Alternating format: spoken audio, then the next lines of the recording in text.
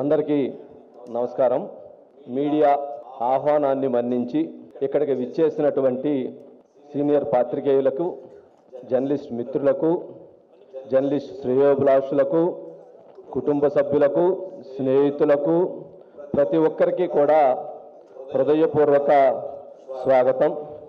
ఒక రైతు కుటుంబం నుంచి జన్మించి ఒక ఉద్యోగస్తునిగా, ఒక ఉద్యమ నాయకునిగా, ఒక వ్యాపారవేత్తగా, ఒక మీడియా అధినేతగా అత్యున్నతమైనటువంటి, అత్యంత పవిత్రమైనటువంటి, అత్యంత భక్తి కోటి జనాభా కలిగినటువంటి, అత్యంత సంపన్నులైనటువంటి స్వామివారికి, శ్రీ వెంకటేశ్వర స్వామి తిరుమల తిరుపతి దేవస్థానానికి చైర్మన్గా నియమితులైనటువంటి మీడియా లెజెండ్ బిఆర్ నాయుడు గారికి ఈ సన్మాన కార్యక్రమాన్ని జరుపుకోవటం మేమందరం, మా కుటుంబాలు మొత్తం గర్వంగా, ఆనందంగా, ఆత్మీయతగా భావిస్తూ ఉన్నాము. అందరికీ నమస్కారం అండి. ఉభయ తెలుగు రాష్ట్రాల కేకల్లోనే కాకుండా, భారతదేశంలోనే కాకుండా ప్రపంచ దేశాల్లో ఉన్న తెలుగు వాళ్ళందరికీ కూడా ఆరాధ్య దైవం ఎవరు అంటే ఒకే మాటగా చెప్పేది పేరు తిరుపతి వెంకటేశ్వర స్వామి. ఆపద ముక్కులవాడు, అనాథ రక్షకుడు, అఖిలాంటి కోటి బ్రహ్మాండ నాయకుడు అయినటువంటి వెంకటేశ్వర స్వామి నిత్య కళ్యాణం జరుగుతూ ప్రతిరోజు వేల మంది మీద కాదు, లక్షల మంది భక్తులు వేయించేస్తూ ఆ దేవాలయాన్ని ఎంత పవిత్రంగా నడిపించారో మనందరికీ తెలుసు. ఎంతమంది వెళుతున్నా, ఎంతమంది వచ్చిన వాళ్ళందరికీ కూడా నిత్య అన్నదానాలు కూడా పెట్టి అనేక మంది భక్తుల యొక్క ఆకలిని కూడా తీర్చి చాలా చక్కగా చేస్తున్న సంగతి మనకు అందరికీ తెలుసు. ఇంతకుముందు ఎంతోమంది మహనీయులు, పెద్దలు టీటీడీ చైర్మన్గా చేశారు. వాళ్ళ పీరియడ్లో దేవాలయం అభివృద్ధి కోసం ఎన్ని రకాలుగానో చేశారు.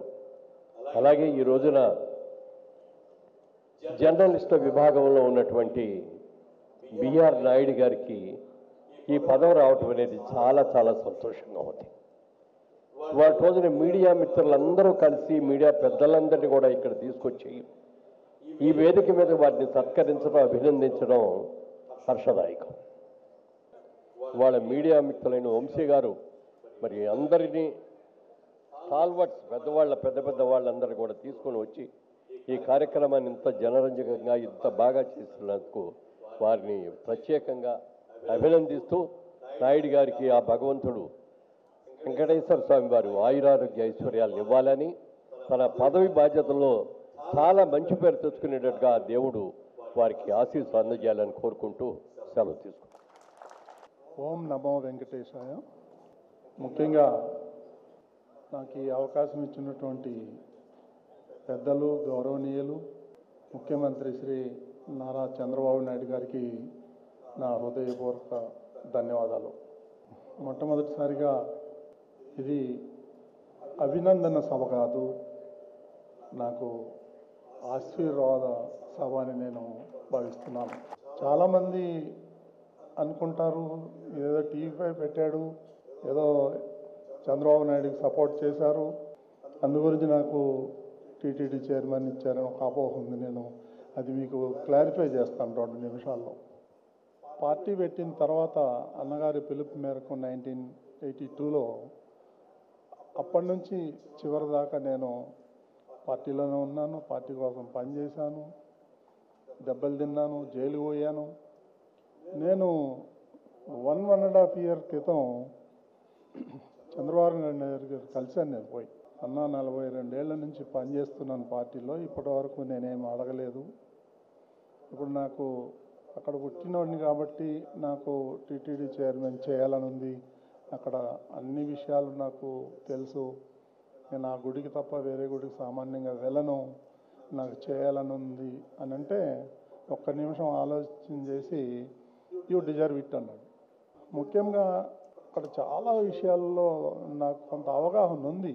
ఆ అవగాహనని మీరు చూసే ఉంటారు. ఫస్ట్ బోర్డు మీటింగ్లోనే నేను ఖచ్చితంగా ఇది జరగాల్సిందే, ఒక 6 నెలలు 7 నెలల నుంచి నేను హోంవర్క్ చేస్తున్నా, ఓవర్ నైట్కి వచ్చింది కాదు నాకు. కాబట్టి ఇంకా చేయాల్సిన విషయాలు చాలా ఉన్నాయి, అక్కడ లీకేజెస్ చాలా ఉన్నాయి. అవన్నీ ఒక్కొక్కటి బాగు చేసుకొని రావాలి.